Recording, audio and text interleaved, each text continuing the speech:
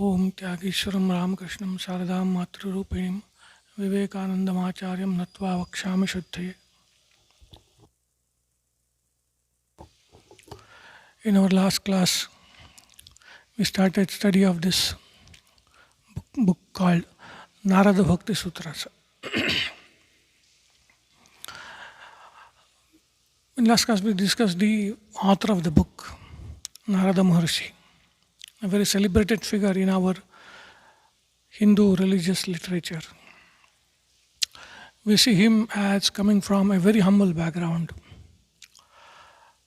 son of a maid servant, and then he loses his mother at a very young age, intensely prays to God, and then God appears before him and then tells him that now I'm going to disappear. I have disappeared now. You will not see me now. Now you go around the world and preach the glory of my name. So that missionary spirit, so to say, is instilled into Narada at a very young age. Then we see him as a scholar, a person who studies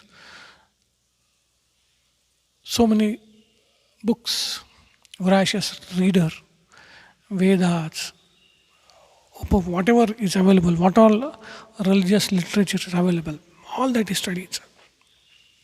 Practices intense austerity, a sadhaka. And finally, a very sincere person who introspects.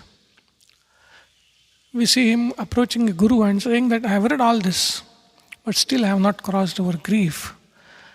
And I have read that a knower of the self crosses over grief. So I have still not attained the highest goal of human life, that frankness, introspection, sincerity, all that we see, that humility. Then we see him as the divine messenger, divine minstrel. He goes from one loka to another loka, chanting name of the Lord, and people trust him with messages. So he will carry message from humans to gods and gods to demons and demons to humans. We also see him as prankster kind of person who incites quarrels or gives wrong advices to people. But see, we study that and we understand that all that is doing not to get some joy out of it, but to ensure that God's plan is fulfilled. To ensure that God's work is done. So he will misguide people sometimes. We also see him a very kind-hearted person who shelters the persecuted. So this is the character of Narada, and this book fits well in that character. It just appears to be an extension of that character. He is a great devotee of God with missionary zeal, compassion. So for mankind, he arranges or he writes this book called Narada Bhakti Sutras. That is how the character of Narada and the work, they fit into each other. That is Narada. Then Bhakti is devotion. What is it? It will be described. Then the third word of the title was Sutras. Sutra is a class of composition, a class of literature. Not every piece of literature or not every composition will be called a sutra. A sutra has to be brief. It has to be doubtlessly clear. It has to contain the essence of the idea. And it should also touch upon all the aspects of the idea. Saravat Vishwatomukham. It should encompass, so to say, all the aspects of the idea. It should be free from superfluous words. There should not be any unnecessary words in the sutra. And the arguments should be irrefutable, anavadyam. Only such a work is called a sutra. Such a composition is called a sutra. So this is Narada Bhakti Sutras. Now this work is about bhakti and divided in two parts. Main two parts. There are actually 5 parts, but mainly 2. First to deal with parabhakti or supreme devotion, and the other deal with preparatory devotion. We also saw in the last class the 4 points that are necessary to be known before we undertake study of any discipline or scripture, any book. First is the Vishaya. What is the subject? Subject is Bhakti. Second is Adhikari, who is the eligible person. Eligibility again is of two types. One is general eligibility. General eligibility is having a desire to undertake any study. A person who has desire to do it will benefit the most from that study. That's a general qualification. That applies here also. In Bhakti Shastra also, a person who is desirous of practicing Bhakti, of reaching the goal of Bhakti, only will benefit. So that is the eligibility, Adhikara. Then there are specific eligibility criteria. Being desirous is a general criteria. Specific is Samarthya. Whether I have the capacity. Now various disciplines will have different criteria so far as capacity is concerned. We discussed it in our last class. In Bhakti, there is no criteria. There is no criteria so far as Samarthya is concerned. Any person belonging to any ashrama, any varna, rich, poor, literate, illiterate, good, bad, any person is eligible. So that was the second Anubandha. They are called Anubandha Chatushtaya. Vishaya Adhikari. Prayojana is the purpose. Purpose is the attainment of Parabhakti, attainment of supreme love, supreme devotion. That is the purpose. And last is the Sambandha. What is the relation between the subject and the Prayojana, or the book and the Prayojana? And the Sambandha is, if we follow the precepts that are laid out in this scripture, we will attain to the purpose, which is attainment of Parabhakti. So Sadhya Sadhana Sambandha. So these are the, generally before we undertake any study, these 4 points have to be known. And these are the points in respect to this particular work called Narada Bhakti Sutras. This is a simple, straightforward work. There are no refutations of other schools of thought and all, nothing else there. It's a handbook, so to say. So the first sutra of this work, it says, Athato Bhaktim Vyakhyasyaamaha. That's how the first sutra, the work begins. Ataha Bhaktim Vyakhyasyaamaha. 4 words are there. This word Atha is very popular in Sutra literature. English translation would be Atha means now. Atha means therefore. So now, therefore. Bhaktim is devotion. Vyakhyasyaamaha is we will comment on or we will expound on, like that. So Athato Bhaktim Vyakhyasyaamaha. This word Atha is very common. See, Brahma Sutras will start with Atha. Athato Brahma Jignasa. Athato Dharma Jignasa. Atha Yoganushasana. Yoga Sutras will start with Atha Yoganushasana. This word Atha is very common. Every sutra literature begins, the first sutra begins with this word Atha. Not every, most of them. There could be some which do not start with this word. But many of them starts with this word Atha. This word has many meanings. But 2 are important or relevant here. One is it indicates auspiciousness. So to mark an auspicious beginning of the work, Atha is used. Just as we say, some people say Om. Like that, Atha is used to mark an auspicious beginning. The other meaning of the word Atha is kind of, it indicates eligibility. Now, for the persons who are eligible, for them, are now having attained the eligibility, like that. The now will have to be interpreted, now is interpreted like that, in the sense of adhikarartha. Adhikarartha. Atha indicates adhikara. And we have already seen in this context, adhikara is only desire to develop bhakti.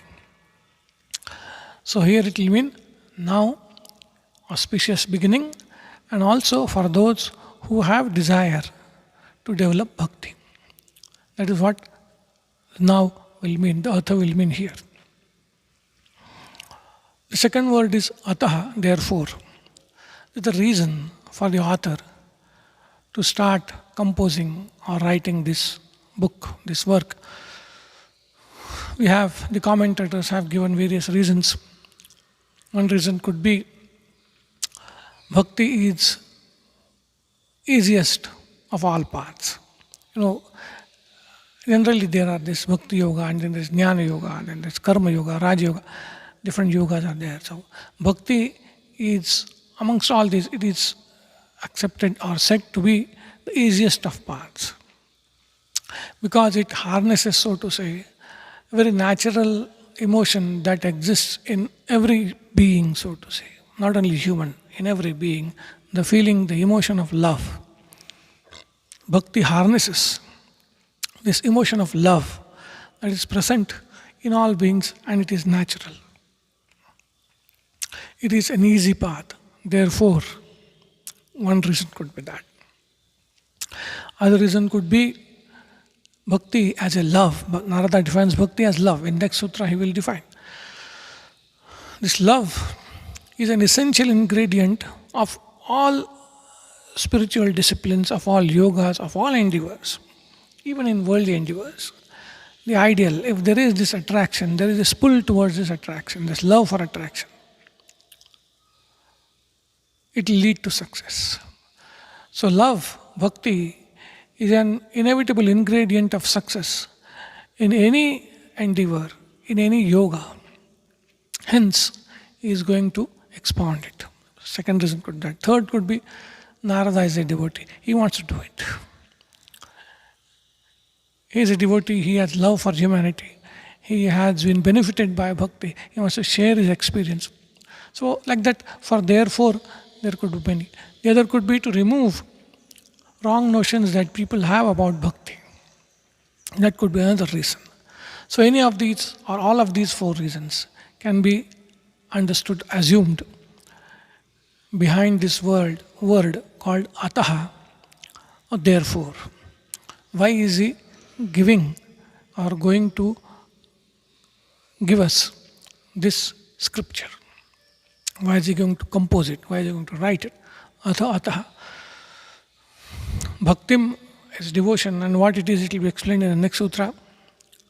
And Vyakyasyamaha, we shall expound, we shall comment upon, and all that. The Vyakyasyamaha word also is very interesting. You see, he is using a plural.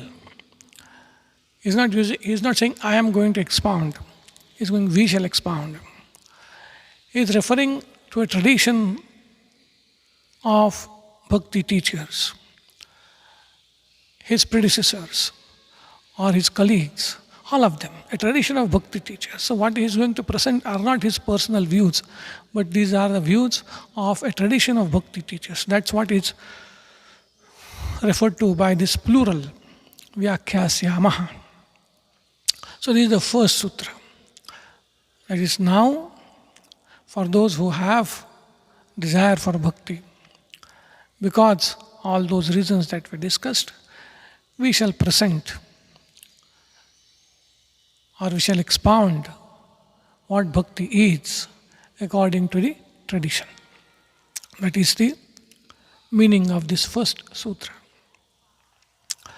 The second sutra is Satvasmin Parama Prema Rupa. That is the second sutra. It is split like Sa tu Asmin Parama Prema Rupa. Translation will be, but that is of the form of supreme love.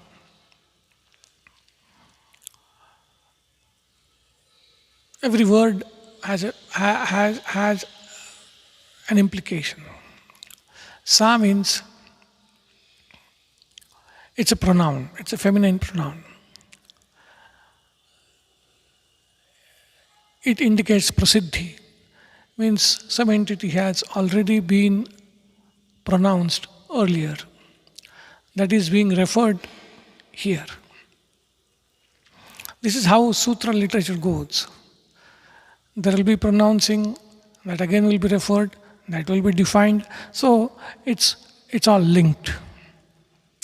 Here he is using the word that. What is that? If I say he is coming, and the question will be who is coming?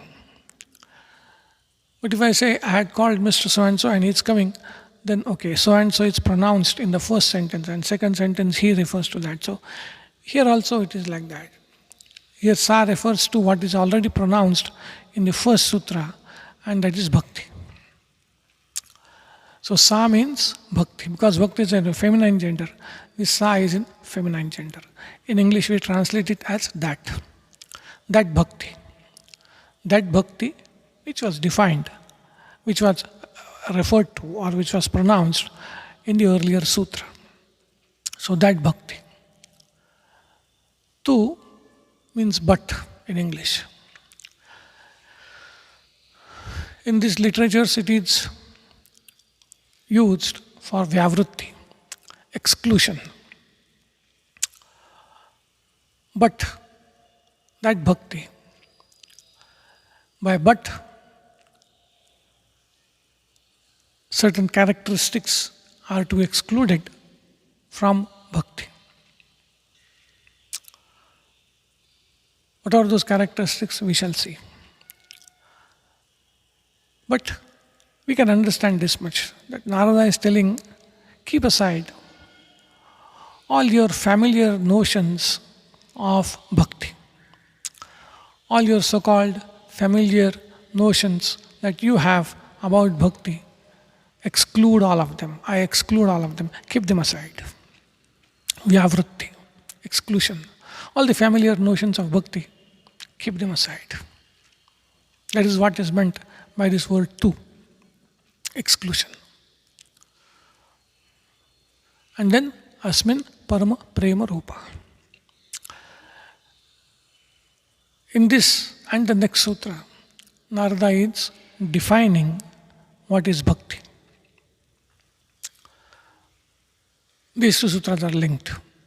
The definition of bhakti. You have to understand here Narada is defining para-bhakti, the supreme love, not apara-bhakti, not the preparatory love. The supreme love is goal of bhakti yoga. It is a state of God realization. It is an inexplicable experience. And what Narada is attempting here is trying to explain the inexplicable. Though in next sutra he will say this is the intrinsic nature of bhakti. But we have to remember that this para-bhakti, which is being defined in Sutra 2 and 3, is the goal of Bhakti Yoga. It is a state of God realization. It is an inexplicable experience which Narada is trying to explain.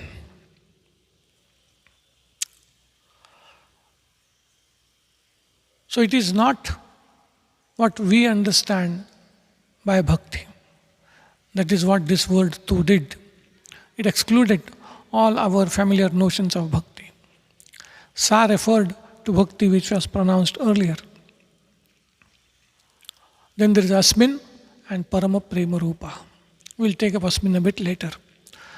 The last compound word is parama prema rupa. It's a compound of 3 words. Parama prema rupa. Rupa again because it is feminine. So bhakti is feminine, so rupa. Parama prema rupa. Second word is prema. That is love. It is the most natural feeling, we said earlier. Most natural feeling. It's called natural because we don't have to teach it to anybody. It is spontaneous. And it is in all beings, even animals have this. Love. Narada is defining parabhakti, which is inexplicable. He's saying, what is parabhakti? He's saying parabhakti is love. He's telling it in the way we can understand. We are all beings. We are familiar with this emotion, sentiment, feeling of love.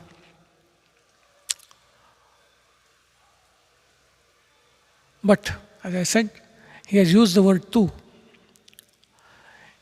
He is going to exclude all our familiar notions of bhakti. He will slowly exclude. But first he has to give us something to hold on to, something to begin with. So he is giving us something that we are aware of. We are aware of this prema, we are aware of this love. We have love for family members, some have love for money, power, whatever, possessions. Feeling of love is there. He says, bhakti is love. And then he uses the word rupa, of the form of love. But as I said, it is inexplicable. But we have to make beginning somewhere in trying to understand this bhakti. Hence, he gives us something that we are familiar with. And then he says, of the form of prema rupa. It's not exactly love in the way we understand it. But of the form of love that we understand. Of the form of human love. Of the form of sentiment love or the emotion love. That's why he uses the word rupa, of the form of the nature of, not exactly, but of the form of. Something similar to prema rupa. Now we have this prema towards all things. We call bhakti, we have common idea of bhakti. The word tu is very important. You see, it is going to exclude all our ideas of bhakti. When Narada says bhakti is of the form of prema, he is excluding one of the popular notions about bhakti, which is called religiosity, or Revered Ranganathanji used to call it static piety. You know, these mechanical rituals, going to temple, offering things, and then going around, and charity, and going to pilgrimages, which are not changing the character of the devotee. They are not changing the character of the devotee. That mechanical observance, Narada is excluding it by using the word prema. So bhakti has nothing to do with what we do. It is of the form of love. It is a matter of heart, not of body, not of money. So this one of the popular notions of bhakti is excluded by using the word prema. And it is of the form of prema, not exactly prema, because we have to make a beginning somewhere in trying to understand what this bhakti is. Now we say we have prema, we already have prema. So some kind of bhakti we have, may not be exactly parabhakti. Because you say it is of the form of prema. Okay, we at least have an echo of bhakti. We love our family members, we love so many things. So Narada says, Asmin. Asmin is again a pronoun. Now he has not pronounced anything to which this pronoun refers to, so we have to understand from the commentators what this pronoun refers to. This pronoun, in English it means this, as opposed to that. And that is the object of this love. So bhakti is asmin prema rupa, of the form of love towards this. It is not love towards any and every object.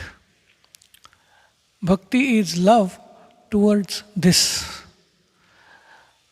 Now what is this? This. We have to understand two things. In this context, this word Asmin, it is referring to Ishvara or God. God, the creator, sustainer, and destroyer of this creation, that power, that entity, that truth, which is responsible for the creation, sustenance, and destruction, and which is the self of all. That Ishvara Tattva. That is what is meant by this word Asmin or this. This implies nearness. It is the self of all, it is within all. It is immanent in creation. That is how the word this refers to Ishvara. This is something very near to us. God is nearest, the self of all, immanent in the entire creation. So, love, or of the form of love, towards this, that is Ishvara, is bhakti. But we are yet to complete the definition.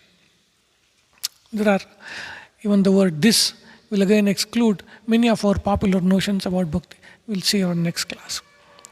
Om Shanti Shanti Shanti Hari Om Tat Sat Sri Ramakrishna Arpanamastu.